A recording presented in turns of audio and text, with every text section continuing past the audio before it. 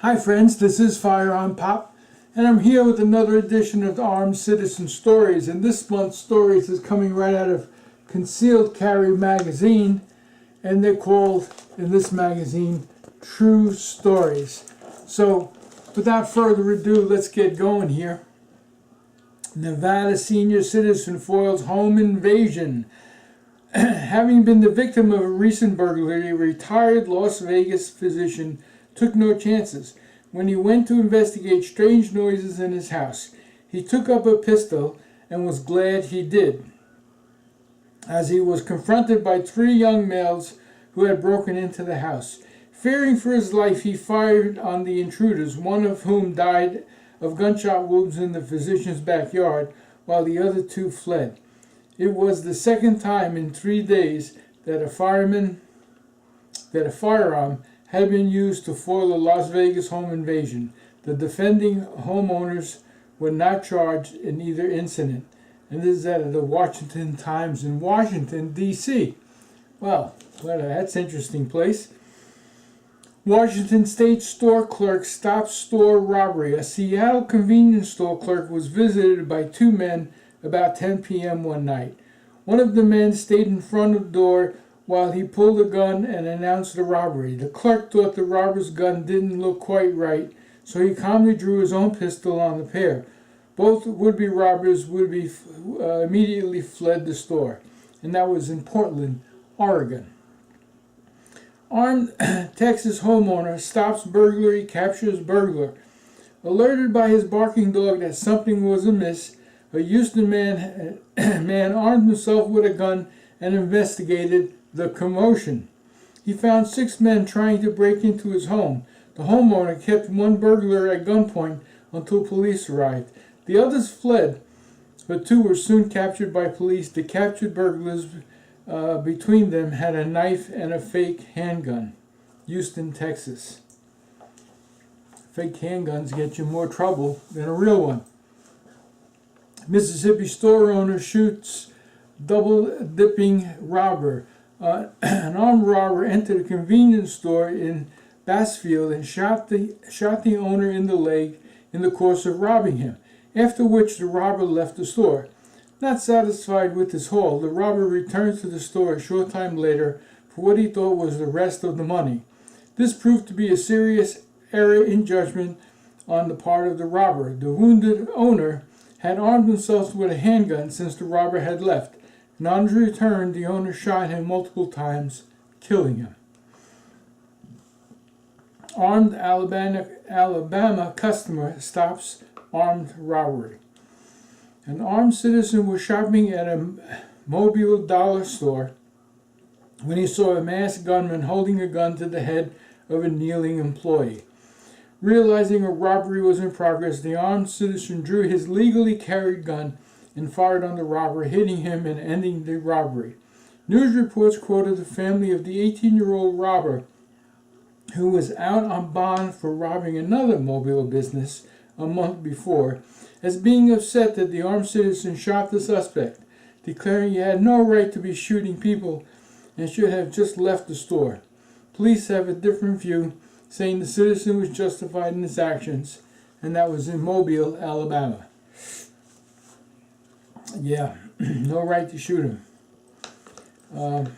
Anyway, Florida woman stops home invasion. A Gainesville woman was tending to a blind friend in the back room of a house when she heard 2 gunshots in the front of her home, and another occupant screaming he had been shot in the face.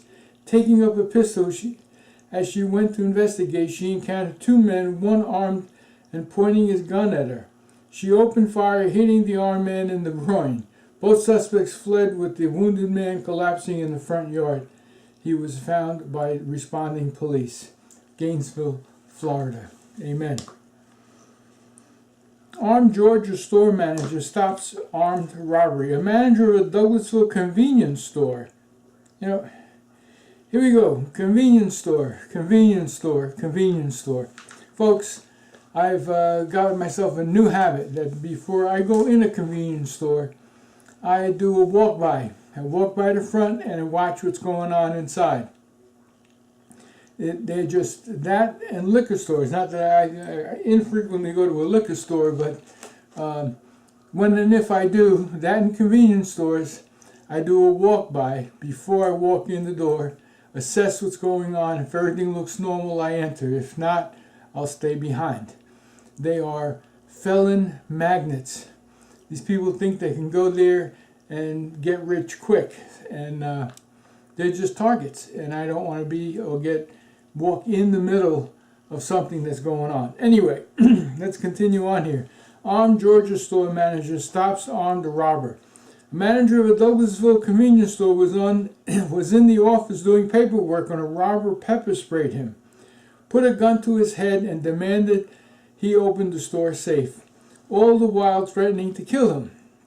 While agreeing to do the robber's bidding, when the robber briefly turned his back, the manager drew his legally carried pistol and fired on the suspect, missing him but putting him to flight.